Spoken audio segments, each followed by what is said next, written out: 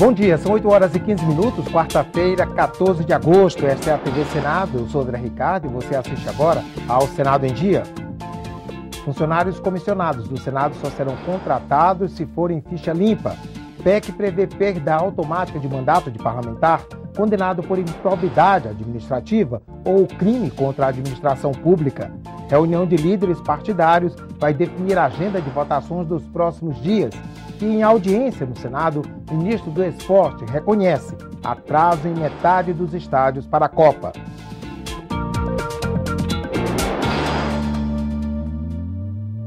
Líderes do governo estiveram reunidos no final da tarde de ontem no Palácio do Planalto com a ministra de Relações Institucionais, Idely Salvati. Ficou definido que no próximo dia 20 serão votados 4 vetos presidenciais que estão trancando a pauta no Senado.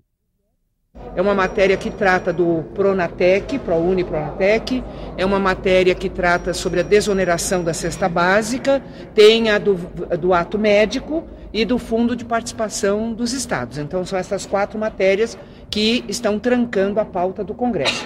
Apenas um destes vetos que eu acho que tem possibilidade de avanço em termos de negociação, que é o do ato médico, porque as entidades já se reuniram, tem uma proposta.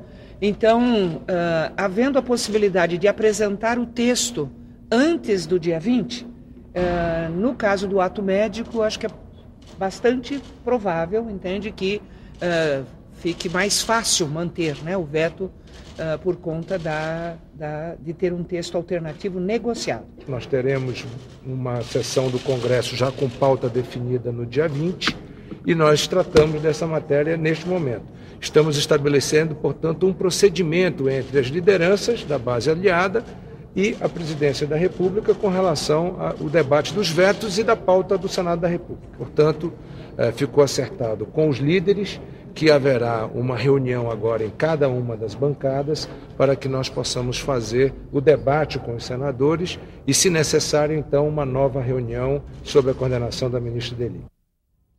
Funcionários comissionados do Senado só serão contratados se forem ficha limpa. Os senadores aprovaram a exigência ontem no plenário.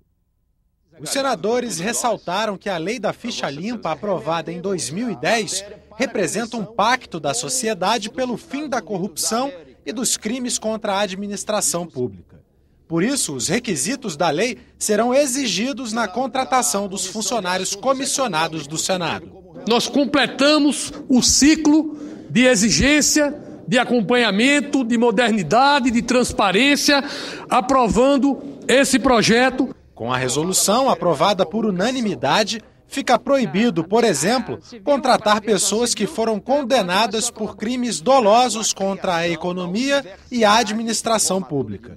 Também estão na lista crimes eleitorais, de lavagem de dinheiro, tráfico de drogas e contra o meio ambiente.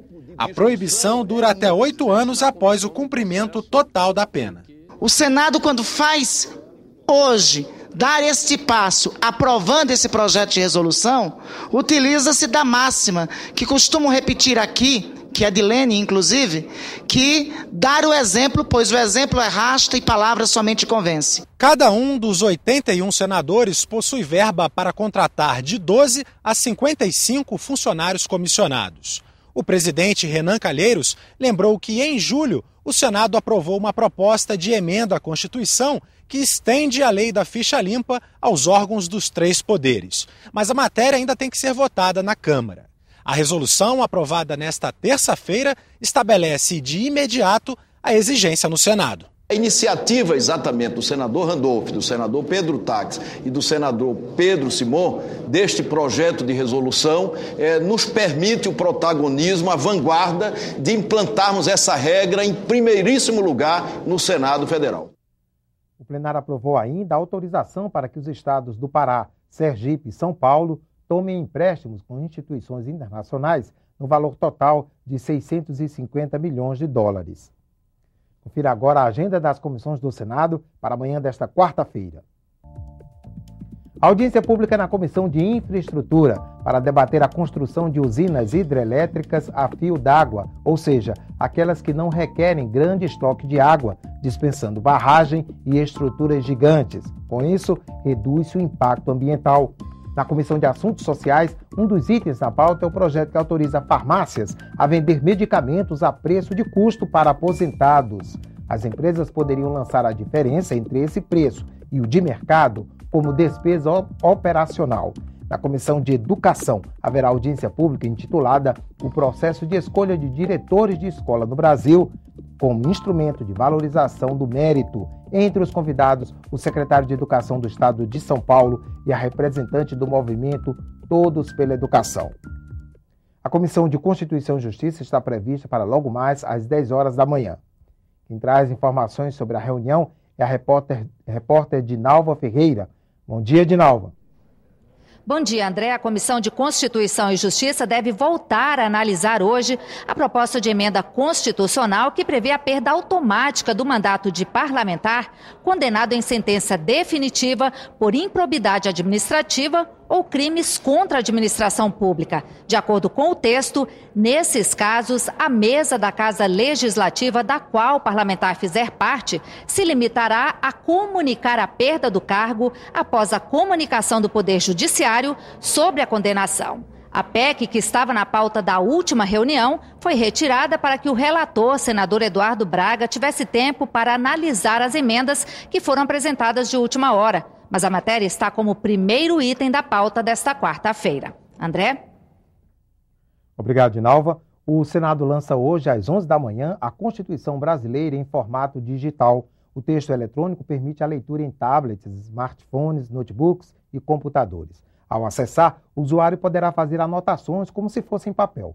O interessado pode baixar o arquivo gratuitamente no endereço www.senado.leg.br/livraria. O presidente do Senado, Renan Calheiros, afirmou que vai reunir os líderes partidários hoje para definir a agenda de votações dos próximos dias. Renan disse ainda que defende um acordo com o governo sobre o orçamento impositivo, que determina a execução obrigatória das emendas parlamentares. A PEC do orçamento impositivo foi aprovada em primeiro turno na Câmara dos Deputados. Aprovando o orçamento impositivo, nós vamos dar à sua tramitação aqui na Casa o tratamento regimental. É uma proposta de emenda à Constituição, né? E tem prazos, nós vamos priorizar na medida do possível. O ideal é que aconteça um acordo entre o Legislativo e o Executivo com relação ao orçamento impositivo. Seria melhor e você poderia colocar um pouco mais de planejamento nele. E se houver acordo, será melhor, porque você supera, inclusive, a possibilidade da judicialização. É por isso que eu trabalho no sentido de que haja um acordo. Eu acho até que nós estamos perto dele. O ministro do Esporte, Aldo Rebelo, disse ontem que a Copa do Mundo de 2014 vai trazer benefícios ao país, mas reconheceu atraso em metade dos estádios. Ele participou de audiência pública da subcomissão da Copa. O ministro Aldo Rebelo defendeu os investimentos nas obras de infraestrutura para a Copa do Mundo. Segundo ele, o país vai ser beneficiado com o evento. Uma empresa de consultoria norte-americana, a Ernst Young, publicou um trabalho em cooperação com a Fundação Getúlio Vargas no Brasil, analisando os impactos socioeconômicos da Copa do Mundo de 2014. E revela nesse estudo que a Copa do Mundo de 2014 tem potencial de geração de 3.600.000 empregos no Brasil. O ministro rebateu as críticas aos estádios construídos em cidades com pouca tradição no futebol, como Brasília. Aqui mesmo em Brasília, que era uma das apontadas como os futuros elefantes brancos da Copa, um dos jornais da cidade já indica que o elefante branco, na verdade, é um elefante de ouro, porque permite à cidade não apenas a realização de jogos de futebol, mas também de outros grandes eventos, espetáculos, que não seriam possíveis em Brasília sem a presença desse estádio. Aldo Rebelo disse que os estádios não receberam dinheiro do orçamento federal, apenas empréstimos do BNDES e isenção de impostos sobre os materiais de construção. Ele afirmou que as outras obras não podem ser vistas como gastos da Copa do Mundo. A modernização da infraestrutura aeroportuária ocorreria no país com Copa ou sem Copa. As obras viárias para facilitar e beneficiar o trânsito das nossas metrópoles, de todas e daquelas onde a Copa do Mundo será realizada, também ocorreriam com Copa ou sem Copa. Nós teríamos metrô, VLT, BRT.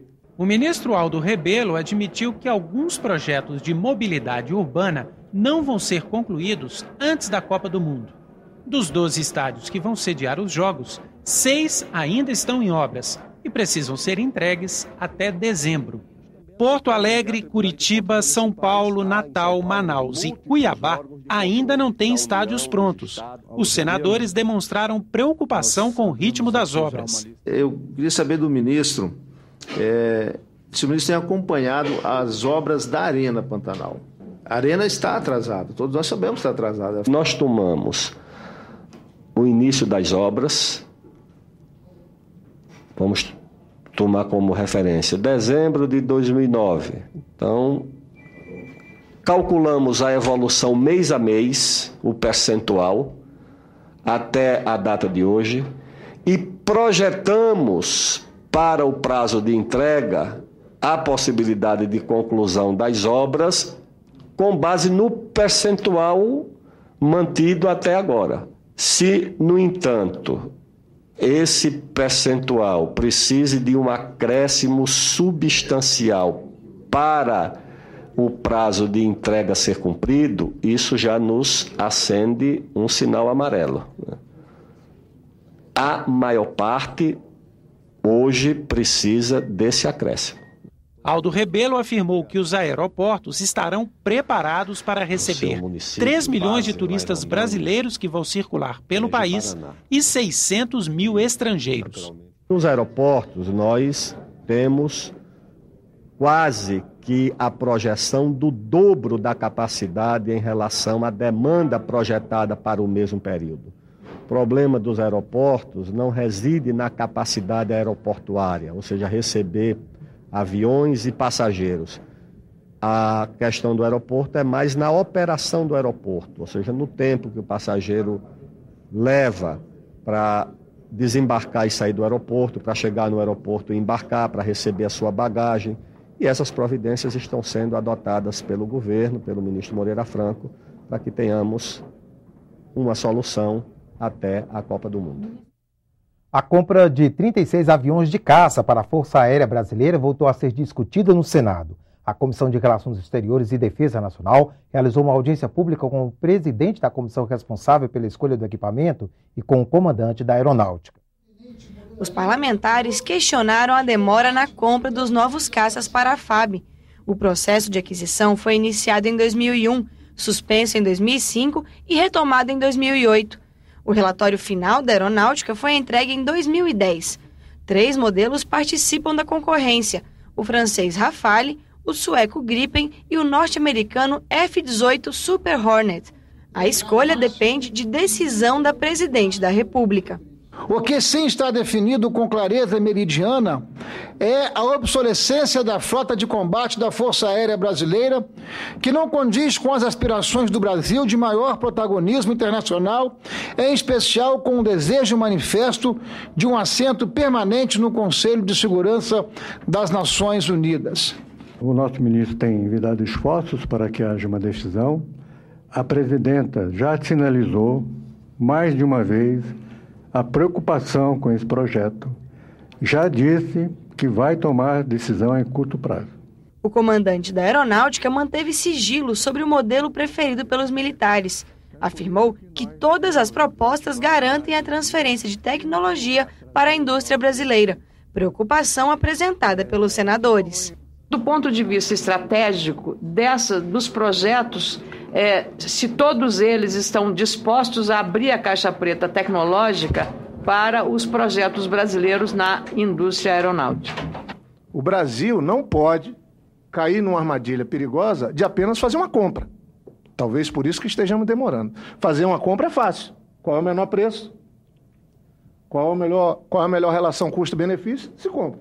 Mas é isso que o nosso país tem que fazer?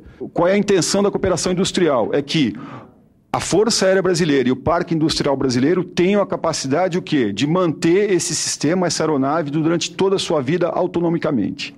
Então, da mesma maneira, esse conjunto de contrapartidas tecnológicas industriais, ela foi feita em conjunto com a nossa indústria. Ainda que o contrato de compra dos 36 caças fosse assinado este ano, o Brasil só começaria a receber os novos aviões daqui a pelo menos 4 anos. Durante esse período, a Força Aérea vai utilizar a atual frota de caças F-5. Eles vão substituir os Mirage 2000, comprados em 2006 e que vão ser aposentados em dezembro deste ano. Nós vamos fazer uma defesa aérea na medida do possível, né? Claro que não é uma situação ideal, mas vamos ter cobertura sim. E a Comissão de Relações Exteriores aprovou acordo com a União Europeia para a adoção de procedimentos de segurança na aviação civil. Foi aprovado ainda acordo internacional que trata do comércio de madeiras nobres. Os senadores da comissão também sabatinaram e aprovaram Piragibe dos Santos, indicado para o cargo de embaixador do Brasil no Japão, e André Lago para a embaixada na Holanda. E ontem à noite, o presidente do Senado recebeu o ex-presidente da República, Luiz Inácio Lula da Silva. Lula veio ao Senado participar do lançamento da campanha à reeleição de Rui Falcão para a presidência nacional do PT.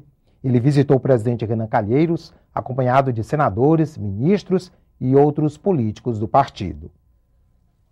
O Senado em Dia termina aqui. No decorrer da manhã, você acompanha outras informações nos boletins do Senado Agora. Enquanto isso, continue assistindo a nossa programação.